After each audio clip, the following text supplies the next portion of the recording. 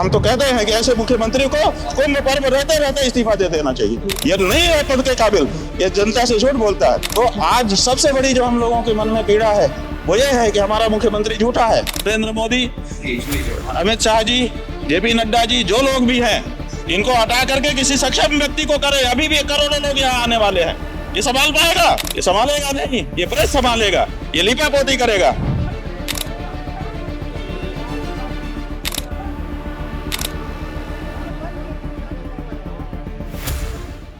योगी आदित्यनाथ की सरकार, भाजपा की सरकार ना जाने किस तरीके से इस कुंभ का आयोजन कर रही है। बड़ी ही दर्दनाक तस्वीरें निकल करके सामने पहले से ही आ रही थी, लोगों की मौतों की तस्वीरें निकल करके सामने आ रही थी। लेकिन अब उत्तर प्रदेश में प्रयागराज के अंदर महाकुंभ में एक पुलिस वाला राख डालते हुए दिखाई दे रहा है। खाने के ऊपर राख डाल दी गई, मिट्टी डाल दी गई। कमाल की बात है। और शायद इसीलिए शंकराचार्यों का गुस्सा फूट रहा है। शंकराचार्यों ने कहा है कि इस मुख्यमंत्री को हटाइए यहां से, इस मुख्यमंत्री को इसी महाकुंभ के अंदर इस्तीफा दे देना चाहिए। नरेंद्र मोदी, अमित शाह, जेपी नड्डा, वो इस मुख्यमंत्री को यहां से हटाएं, क्योंकि ये मुख्यमंत्री मीडिया से अपने आप को बचाने का काम करता रहेगा, लोगों को नहीं बचा पाएगा। ये शंकराचार्य ने, अविमुक्तेश्वरानंद सरस्वती शंकराचार्य ने आज मोर्चा खोल दिया और उन्होंने कहा कि हमारे साथ में बहुत बड़ा धोखा किया गया। डिटेल में उस पर बात करेंगे। और इसके साथ साथ में एक बड़ी खबर और एक दुखद खबर और बता दूं जो महाकुंभ से निकल करके आई है। आज ही महाकुंभ के अंदर एक बार फिर से आग लग गई, फिर से आग लग गई। सोचिए इस बारे में कि कैसे महाकुंभ जो है वो अव्यवस्थाओं का एक नाम बन रहा है। फिर से आग लग गई और महाकुंभ के अंदर किस तरीके से अब लोगों का गुस्सा फूट रहा है, इस बात को भी मैं आपको दिखाऊंगा। महाकुंभ से निकलने वाले लोग वो निकल नहीं पा रहे, इतना भयंकर जाम है प्रयागराज के अंदर इस वक्त में। लेकिन सबसे पहले ये जरा तस्वीरें देख लीजिए आप, ये तस्वीरें देख लीजिए आप। कोई कैसे इतना निर्दयी हो सकता है, कोई कैसे इतना निर्दयी हो सकता है। ये इंस्पेक्टर है बाकायदा, और ये इंस्पेक्टर राख डालने का, मिट्टी डालने का काम कर रहा है। खाने में मिट्टी डाली जा रही है, राख डाली जा रही है। इससे ज्यादा शर्मनाक और इससे ज्यादा बेहुदगी और कुछ नहीं हो सकती है। और बड़ी बात यह है कि ये खाकी वर्दी के अंदर ये काम कर रहे हैं। योगी आदित्यनाथ इसी कानून व्यवस्था का हवाला देते थे, इसी पुलिस का हवाला देते थे। ये पुलिस है क्या? मैं आपको खबर दिखाता हूं। वहां पर भास्कर के रिपोर्टर हैं आदित्य तिवारी, और उन्होंने लिखा कि ये वीडियो बनाने वाले ने बड़ी हिम्मत का काम किया है। ये वीडियो किसी पत्रकार ने नहीं बनाया, वहां पर स्थानीय लोगों ने बनाया है। बताओ, इंसानियत नहीं रह गई है। महाकुंभ में अमृत स्नान करने के लिए संघर्ष करते जाने वाले श्रद्धालुओं के लिए खाना बनाए जाने में राख डाल दिया गया। खाकी का अपमान है ये, मतलब अपनी वर्दी का अपमान कर रहा है। प्रयागराज के सोराव गांव थाना क्षेत्र के पुलिस इंस्पेक्टर द्वारा श्रद्धालुओं के लिए बन रहे भोजन पर बालू डाल करके खराब कर दिया गया।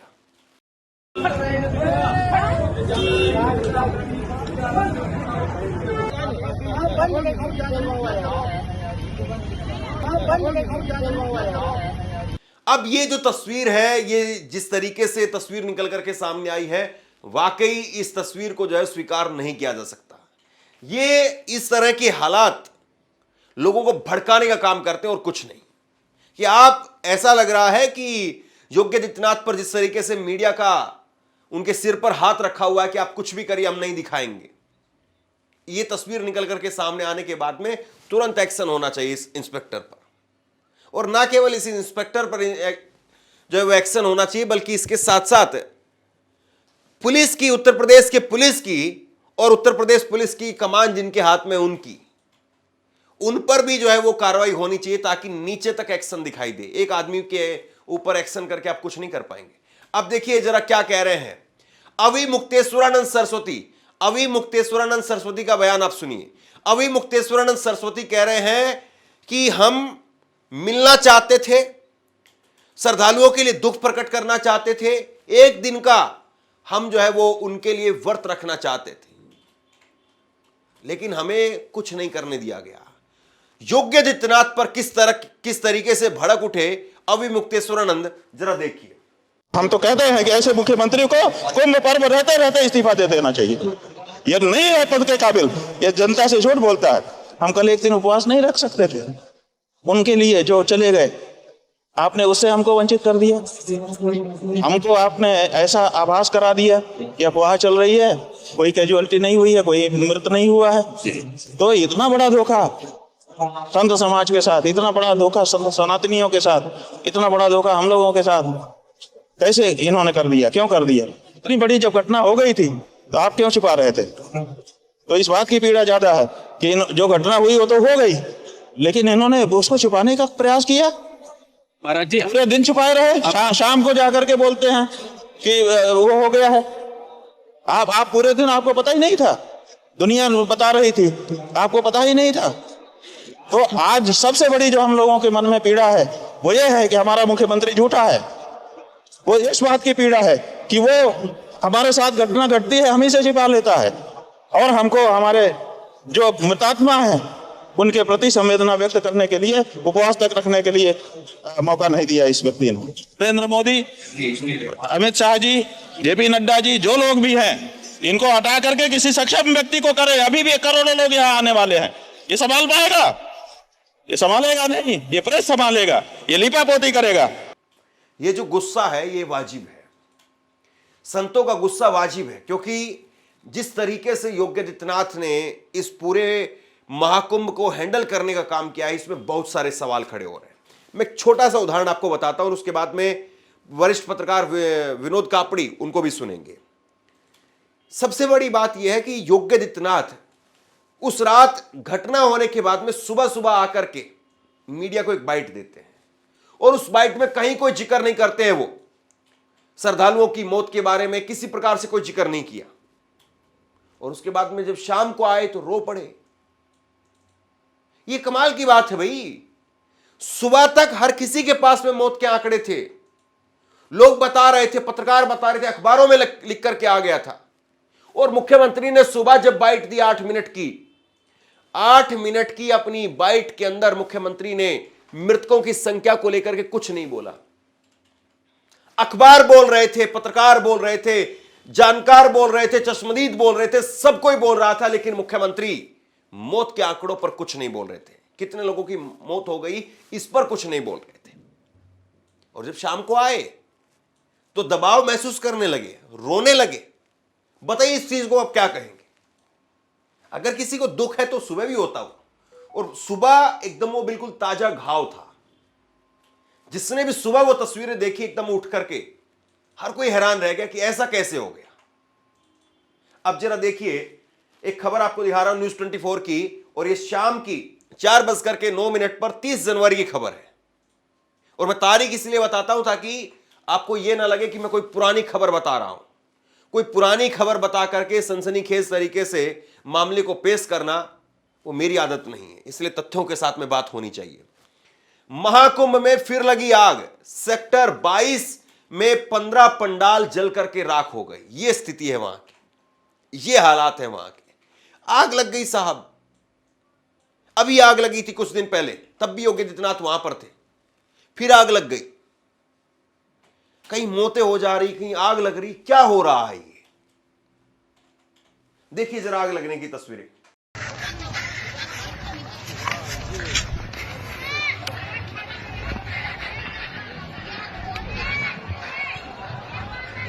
अभी तक कोई प्रशासन यहाँ नहीं पहुंची है।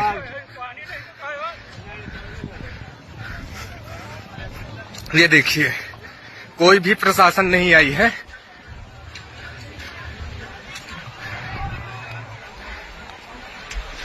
ये आप देख सकते हैं,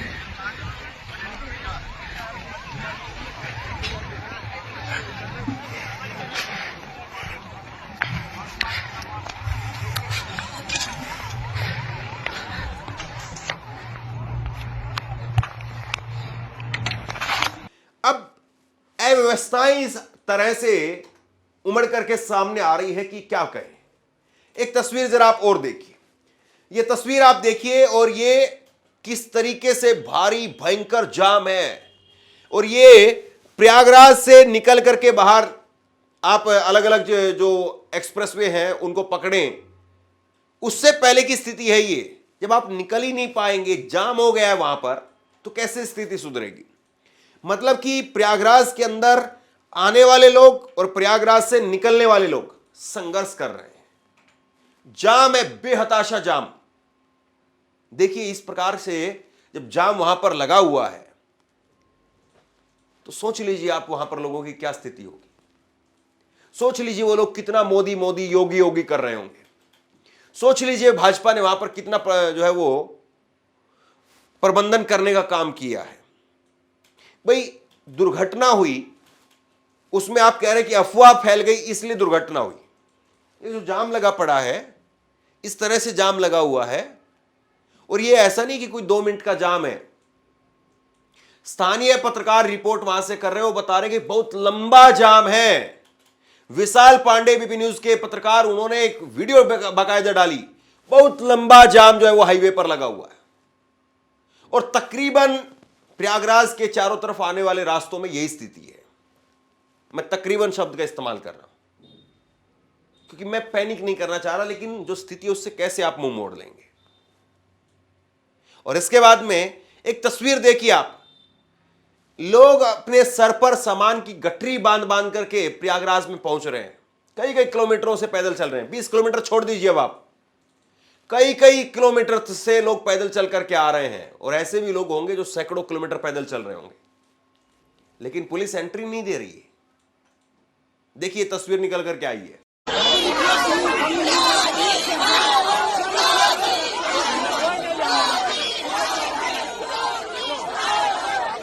जिस तरीके के ये हालात हैं, ये साफ तौर पर बताते हैं कि प्रयागराज महाकुंभ के अंदर सरकार की तरफ से स्थिति को संभालने के जो कुछ प्रयास होने चाहिए थे वो काफी नहीं है। योगी आदित्यनाथ के इन आंसुओं से क्या वाकई प्रयागराज के जो दाग है वो धुल जाएंगे? प्रयागराज में महाकुंभ के अंदर जिस प्रकार से अव्यवस्थाएं दिखाई दे रही है, और इससे आम श्रद्धालु न केवल परेशान हो रहा है, अपनी जान से भी हाथ धो रहा है। क्या योगी आदित्यनाथ के आंसू उन पर लगे हुए दाग को धो पाएंगे? उनका इस्तीफा होने से बच जाएगा? पहले एक बार जरा योगी आदित्यनाथ के आंसू देखिए आप, और उसके बाद में विनोद कापड़ी ने क्या कहा है इस्तीफे को लेकर के, उस पर बात करेंगे। घटना दुखद है, मर्माहत करने वाला है।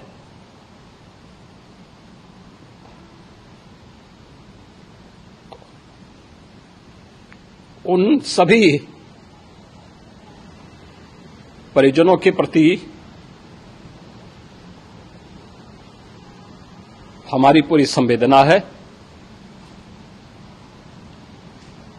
हम लोग रात्रि से ही लगातार प्रशासन के संपर्क में हैं। मेला प्राधिकरण, पुलिस प्रशासन, एनडीआरएफ, एसडीआरएफ,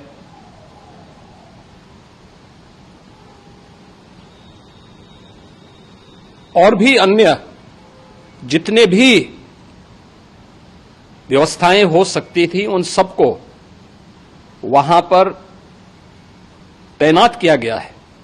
अब देखिए, मैं एक आपको ट्वीट दिखाता हूं। योगी आदित्यनाथ तो अपनी सफाई देते रहेंगे और मीडिया जो उनसे ज्यादा सफाई देगी। एक ट्वीट आप देखिए, विनोद कापड़ी ने ट्वीट किया है। मुझे याद है रेलवे स्टेशन पर भगदड़ मची थी, रेल सेवा केंद्र के अधीन होती थी, लेकिन जिम्मेदारी अखिलेश यादव सरकार की भी थी। मीडिया में इतने सवाल पूछे कि कुंभ के प्रभारी मंत्री आजम खान को इस्तीफा देना पड़ा था। कल तो 17 घंटे तक मीडिया ने यह भी नहीं बताया कि कितने मारे गए हैं। सवाल पूछना और किसी मंत्री का इस्तीफा मांगना दूर की बात है। अखिलेश यादव की सरकार थी, कुंभ हो रहा था, 2009 का वक्त था। आजम खान को प्रभारी बनाया गया। आजम खान वरिष्ठ मंत्री थे उस वक्त में, उनको प्रभारी बनाया गया। और एक भगदड़ मची रेलवे स्टेशन पर, कुंभ के अंदर नहीं, रेलवे स्टेशन पर। और रेलवे स्टेशन का दायरा होता है वो आपको भी पता है कितना बड़ा हो सकता है। रेलवे स्टेशन तो रेलवे स्टेशन है, उसको आप बड़ा नहीं कर सकते, वो जितना है उतना ही है। उसमें लोग कैपेसिटी से ज्यादा आ जाएंगे तो उनका आप क्या कर सकते हैं। लेकिन यहां पर जो है वो कुंभ के अंदर प्रयागराज में जहां पर स्नान की व्यवस्था थी, वहां पर बहुत लंबा, बहुत चौड़ा दायरा है, वहां पर व्यवस्था बनाई जा सकती थी। लेकिन कुंभ में उस वक्त में रेलवे स्टेशन पर भी जो कुछ हुआ, क्योंकि सरकार की जिम्मेदारी तो आखिरकार है ही, अखिलेश यादव की जिम्मेदारी थी, आजम खान की जिम्मेदारी थी, और आजम खान का इस्तीफा हुआ था। लेकिन आज बताइए, किसी एक आदमी के नाम के इस्तीफे की खबर तक नहीं चल रही है। कौन इस्तीफा देगा? क्या लगता है आपको कोई फ्री में यहां पर बैठा हुआ इस्तीफा देने के लिए? बिल्कुल शर्तिया इस्तीफा नहीं होगा। योगी आदित्यनाथ के इस्तीफे के दूर दूर तक कोई चांस नहीं। चाहे शंकराचार्य चीखे, चाहे कोई और चीखे, ये सरकार ने बिल्कुल साफ कर रखा है कि हम इस्तीफा नहीं देंगे। एक तस्वीर में उस वक्त की आपको दिखाता हूं मीडिया की, ये आप देखिए, इंडिया टीवी की खबर है, महाकुंभ की 10 दर्दनाक कहानियां। इस तरीके की खबरें उस वक्त में चलाई जाती थी, सरकार से सवाल पूछे जाते थे, लोगों को बताया जाता था कि किस तरीके से महाकुंभ के अंदर दर्दनाक तरीके से हालात हो गए हैं, लोगों को रूबरू कराया जाता था। लेकिन अब सब पर्देदारी है, सब पर्देदारी। तो बहरहाल शेयर कीजिए इस खबर को। महाकुंभ से जो कुछ भी अपडेट निकल करके सामने आ रहा है, लगातार मैं आपको बता रहा हूं। दिल्ली चुनाव चल रहे थे, उस चुनाव की कवरेज को छोड़ करके हम लगातार 2 दिनों से सिर्फ और सिर्फ महाकुंभ की कवरेज कर रहे हैं, इस बात के लिए कि वहां पर कुछ हालात सही हों, या जो कुछ हालात वहां पर हैं जिनको मीडिया नहीं दिखा रहा है, तो कम से कम आम जनमानस तक वो हालात जरूर पहुंचे। शेयर कीजिए, और आप क्या सोचते हैं नीचे कमेंट बॉक्स में लिख करके जरूर बताइए। बहुत बहुत धन्यवाद।